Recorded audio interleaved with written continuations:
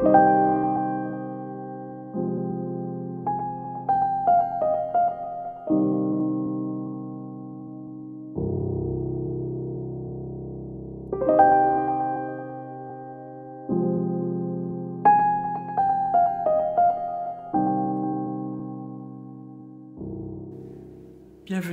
à vous tous, à chacun et chacune pour ce culte télévisé ce dimanche, proposé par notre communauté protestante de Pampelonne-Luxembourg à Paris. Bienvenue à vous tous qui vous joignez à nous. Nous sommes heureux de nous retrouver, vous êtes nombreux à en témoigner de ces moments importants, même donc à travers écran, de pouvoir prier ensemble et de nous retrouver de cette manière-là. Sachez que dimanche prochain, encore le culte de Pentecôte sera aussi un culte télévisé. Actuellement, le conseil presbytéral a commencé à réfléchir sur les conditions d'ouvrir éventuellement nos temples dans les semaines à venir, mais nous ne le savons pas encore. Nous vous en parlerons bien sûr très bientôt de la suite. C'est d'abord Dieu qui nous accueille ce matin encore, qui est heureux de nous voir réunis, qui est heureux de voir ses enfants présents à lui. Et je vous invite à un moment de prière pour nous mettre en présence de lui, pour vivre ce temps vraiment avec lui. Prions. Ô Dieu, notre Père, avant que nous te cherchions, tu es déjà près de nous. Avant que nous sassions te nommer, tu es déjà notre Dieu. Ouvre nos cœurs à ce mystère de ta présence dans notre vie.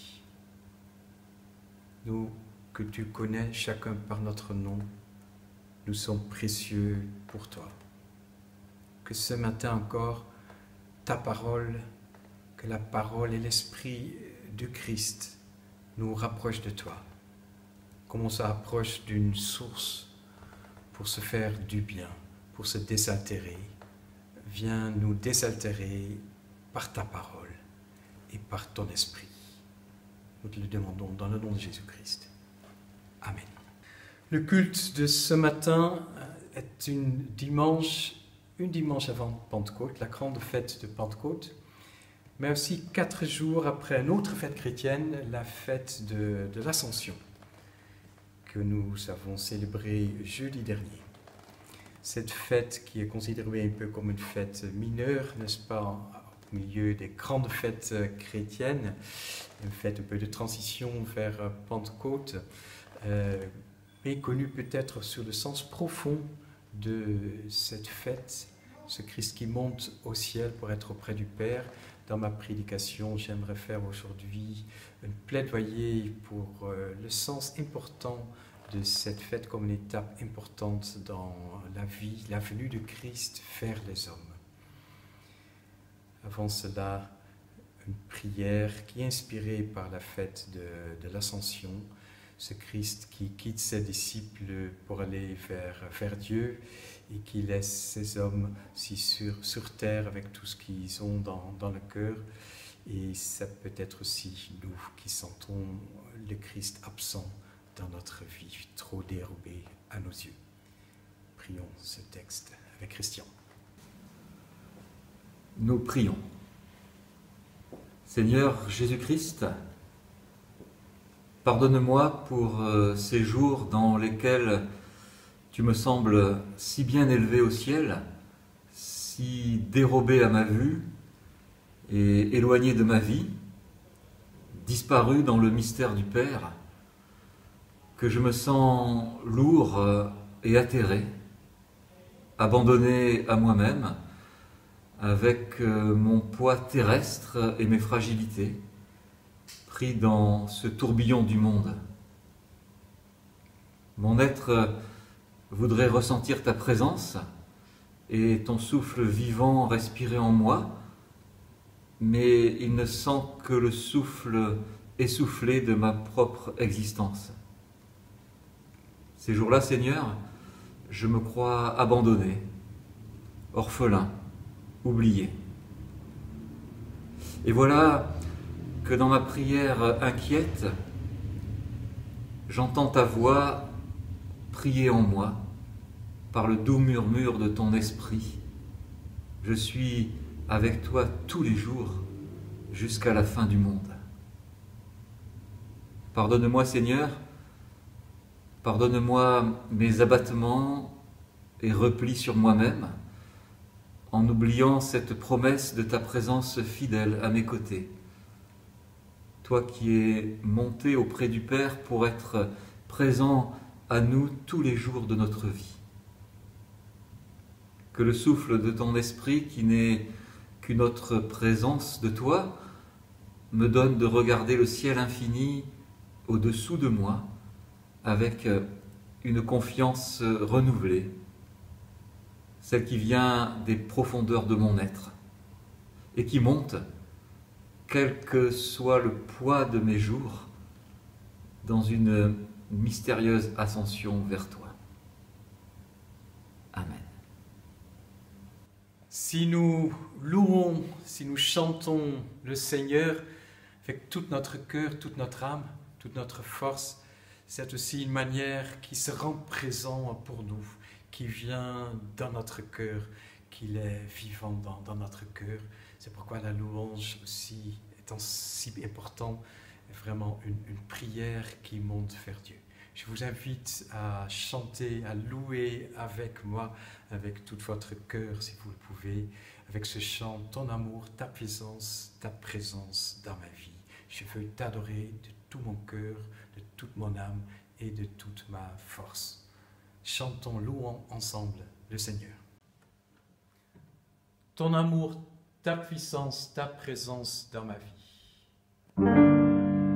Ton amour, ta puissance, ta présence dans ma vie. Ton amour, ta puissance, ta présence dans ma vie. Et je veux t'adorer de tout mon cœur. Et je veux t'adorer de tout mon âme. Je veux t'adorer de toute ma force. Car tu es mon Dieu. Tu es mon Dieu. Ton amour, ta puissance, ta présence dans ma vie. Ton amour, ta puissance, ta présence dans ma vie. Et je veux t'adorer de tout mon cœur. Et je veux t'adorer de tout mon âme. Et je veux t'adorer de toute ma force. Car tu es mon Dieu. Tu es mon Dieu. Nous voulons maintenant écouter deux textes bibliques que j'ai choisis pour méditer sur cette fête de l'Ascension. D'abord, au début des Actes des Apôtres, ce récit justement où le Christ ressuscité, 40 jours après le matin de Pâques, rassemble pour une dernière fois ses disciples autour de lui. Il leur fait cette promesse de la venue de l'Esprit, cette force d'en haut, pour qu'ils soient des témoins de lui et de son évangile auprès des hommes. Et quelques versets de l'évangile de Jean où Jésus parle également de cet esprit qui viendra pour le disciple après son départ, et en disant que c'est à travers l'esprit lui-même qui vient vivre en eux. Écoutons donc ces deux textes bibliques. Je vous invite à un moment de prière pour que notre cœur accueille ces textes comme une parole vraiment de Dieu. Seigneur, ouvre nos oreilles et nos cœurs afin que nous puissions accueillir ta parole et qu'elle fasse son chemin vers nous, en nous, pour qu'elle devienne une parole vivante pour nous de ta part. Amen. Écoutons ces deux textes maintenant. Nous lisons dans les Actes des Apôtres, au chapitre 1, les versets 4 à 9. Un jour, il prenait un repas avec eux. Il leur donna cet ordre. Ne vous éloignez pas de Jérusalem, mais attendez ce que le Père a promis et que je vous ai annoncé. Car Jean a baptisé dans l'eau, mais vous, dans peu de jours, vous serez baptisés dans l'Esprit Saint. Ceux qui étaient réunis auprès de Jésus lui demandèrent : Seigneur, est-ce en ce temps-ci que tu rétabliras le règne pour Israël ? Jésus leur répondit : Il ne vous appartient pas de savoir quand viendront les temps et les moments, car le Père les a fixés de sa seule autorité. Mais vous recevrez une force quand l'Esprit Saint descendra sur vous. Vous serez alors mes témoins à Jérusalem, dans toute la Judée et la Samarie et jusqu'au bout du monde. Après ces mots, Jésus fut élevé vers le ciel pendant que tous le regardaient. Puis une nuée le cacha à leurs yeux. Puis nous lisons dans l'Évangile selon Jean, au chapitre 14, les versets 16 à 20. Je demanderai au Père de vous donner quelqu'un d'autre pour vous venir en aide, qui sera avec vous pour toujours. C'est l'Esprit qui révèle la vérité. Le monde ne peut pas le recevoir parce qu'il ne le voit pas ni ne le connaît.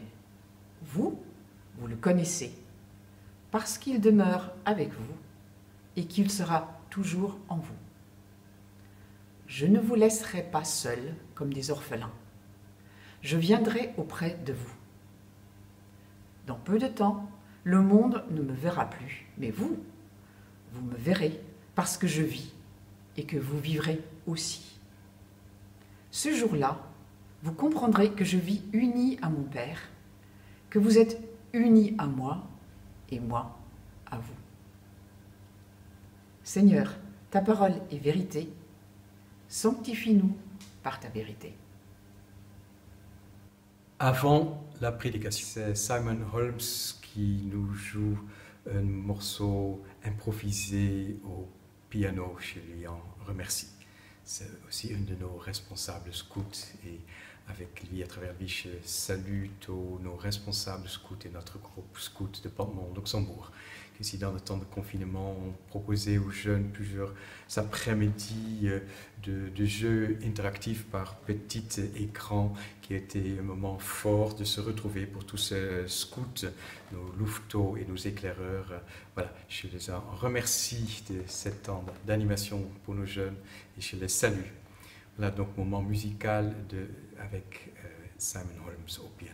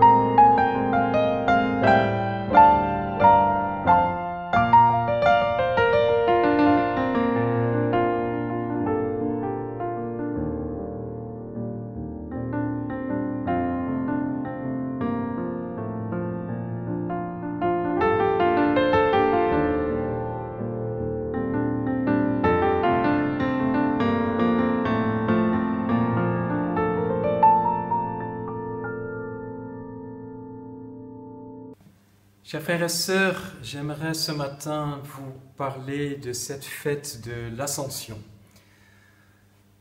Contraire à ce qu'on peut croire, ce n'est pas seulement une petite fête chrétienne mineure entre Pâques et Pentecôte.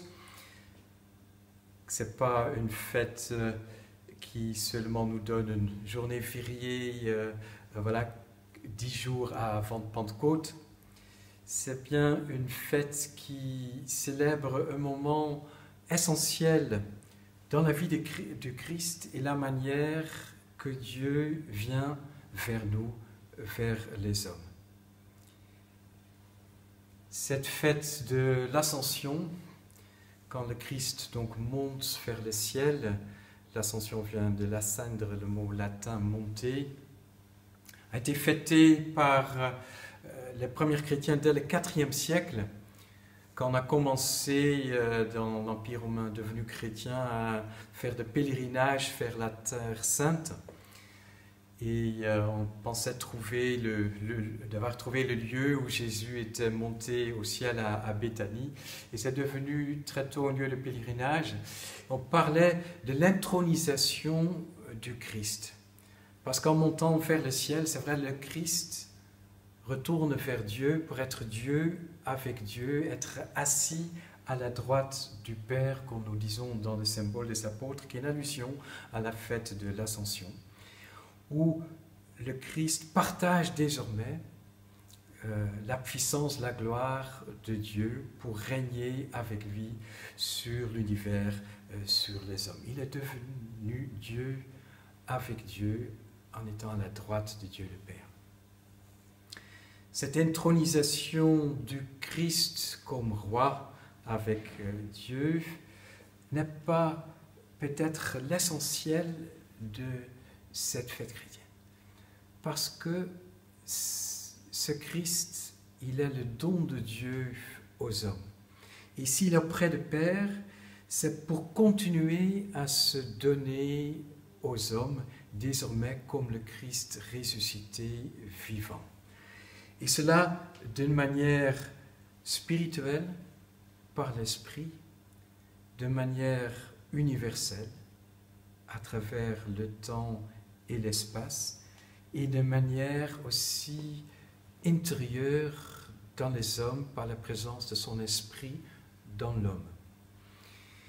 Et c'est bien cela, cette nouvelle alliance qui est inaugurée au moment que le Christ est monté vers le ciel, et qu'ensuite son esprit vient vers les hommes. Il y a une nouvelle présence de Dieu auprès de nous par le Christ, qui va s'inaugurer. Parce que le Christ, en mourant sur la croix, s'est donné sa vie pour tous les hommes pour que nous soyons réconciliés une fois pour toutes avec Dieu et Dieu avec nous. Il y a désormais, par cette réconciliation, une communion nouvelle de Dieu avec les hommes. Paul l'a si bien formulé en disant « Désormais, plus rien peut nous séparer de l'amour de Dieu manifesté en Jésus-Christ. » De son côté, Dieu est maintenant en communion avec les hommes. Il faut dire même, en quelque sorte, tous les hommes, parce que le Christ a donné sa vie pour tous les hommes, il est ressuscité pour tous les hommes, et comme ressuscité, il se lie à chaque être humain de manière mystérieuse, mais il est déjà présent à tout être humain, parce qu'il est ressuscité pour tous. Après aux hommes de s'ouvrir, de découvrir cette réalité, et à travers le Christ de s'ouvrir à la réalité de l'amour de Dieu pour leur vie. Donc l'Ascension est cette fête qui inaugure cette présence du Christ auprès de tous les hommes, auprès de vous et moi, inclus à travers le temps et l'espace, par son esprit. C'est désormais une présence spirituelle, et l'Esprit Saint est donc bien cette présence de Jésus lui-même auprès de chaque être humain.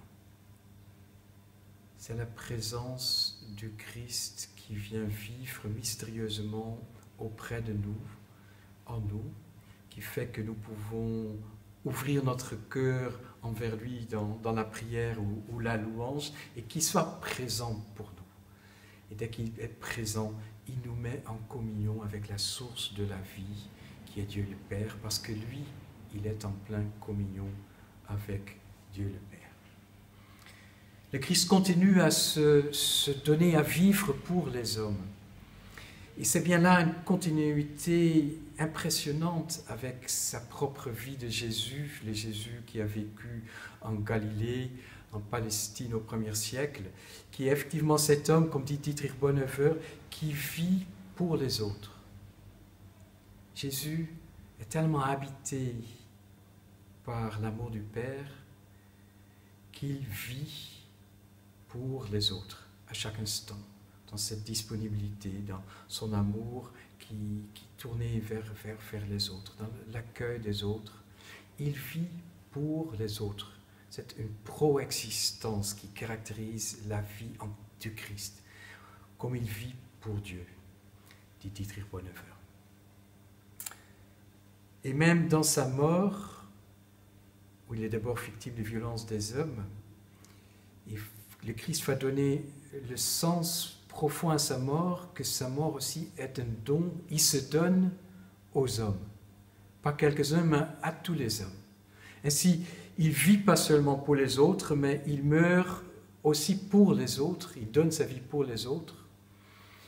Et quand Dieu nous le rend vivant, pour qu'il soit donné à chacun de nous, on va dire comme le don par excellence de Dieu pour notre vie, il a une continuité avec la vie terrestre du Christ lui-même et avec sa mort et sa vie aujourd'hui comme le Christ vivant auprès du Père, qui vient donc vers nous pour vivre en nous. Paul le dit, le Christ habite en moi, le Christ vit en moi. Jean ose dire aussi, Dieu demeure en nous.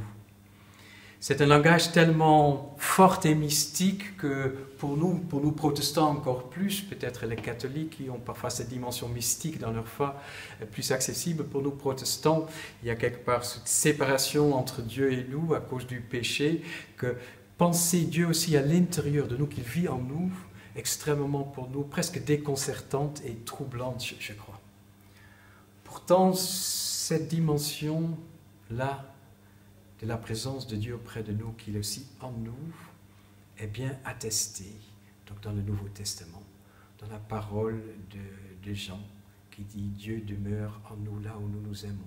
Paul qui dit « Le Christ habite en nous ». Et par la parole de Jésus lui-même, qui dit, nous l'avons entendu dans l'évangile de Jean, « Je viendrai vers vous pour être en vous et vous serez en moi ». Par le Saint-Esprit.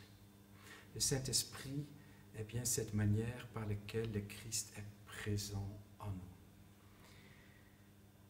Présence pour nous nourrir de l'intérieur de sa vie, par son esprit, comme une source qui veut couler en nous. Je pense que c'est une belle image, compréhensible pour nous, cette source de vie qui est déjà en nous, qui est la vie de Dieu, que Dieu fait faire couler en nous. Et c'est une image que Jésus propose lui-même d'ailleurs dans sa rencontre avec la femme samaritaine. Il dit, « Je deviendrai en toi une source de vie jaillissante. » Il est déjà présent en nous comme cette source de vie nouvelle par son esprit. À nous de faire vivre cette source qui est en nous, qui est cet amour du Christ qui veut se concrétiser dans nos vies, dans notre communauté chrétienne, qui veut s'élargir, qui veut se répandre parmi nous comme une source de vie nouvelle, qui est cette vie du Christ qui est aussi en nous. Il vient en nous par sa parole, quand sa parole nous transforme, nous interpelle, nous touche. Il vient en nous par le pain et le vin qui nous propose d'apprendre à manger et buvard pour qu'il devienne nourriture en nous. Autre image, c'est cette intériorité du Christ qu'il a proposé lui-même à la veille de sa mort à ses disciples. Il est présent par cet Esprit Saint qui habite dans nos cœurs, comme dit l'apôtre Paul. Que cette vie du Christ puisse grandir en chacun de nous, que cette source puisse coller en nous, pour que cette source soit pour nous une source de confiance, d'espérance, source d'amour pour nos vies que nous avons besoin. Le Christ nous dit, je l'ai déjà placé en toi comme source de vie nouvelle. Fais-moi confiance. Dans la relation avec moi, cette source coulera aussi pour toi dans ta vie. Amen.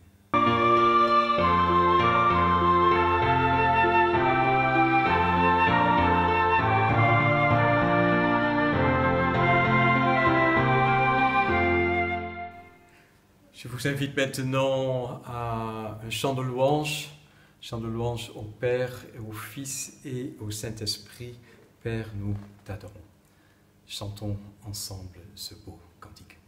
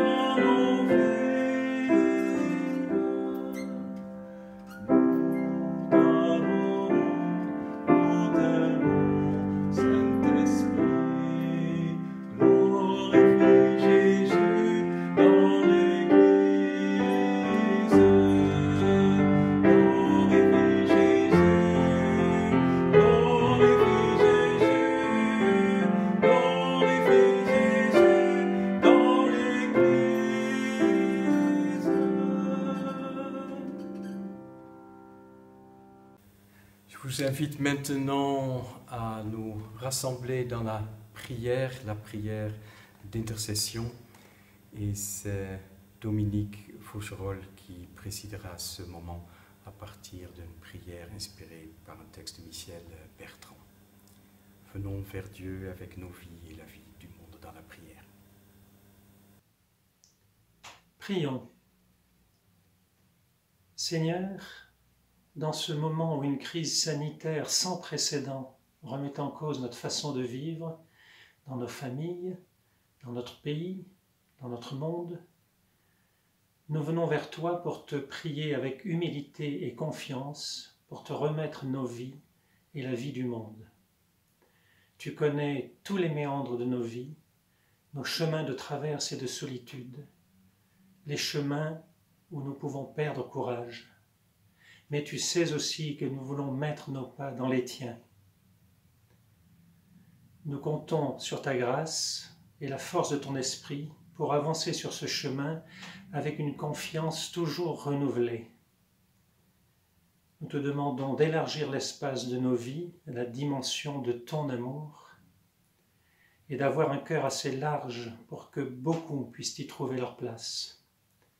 Nous souhaitons cueillir, accueillir, recueillir les hommes et femmes qui surviennent sur nos chemins, chanter avec ceux qui se réjouissent et pleurer avec ceux qui souffrent, dire oui avec ceux qui construisent et dire non avec ceux qui résistent, agir avec ceux qui transforment et croire avec ceux qui espèrent. Prions pour que nous ne rougissions pas de l'Évangile et que nous trouvions des mots qui annoncent aujourd'hui la bonne nouvelle. Réveille en nous et dans ton Église l'ardente conscience d'une foi vécue concrètement au milieu du monde, au service des femmes et hommes de ce temps. Et ici, nos cœurs se peuplent de noms, de visages, de projets et de vies que nous voulons te confier.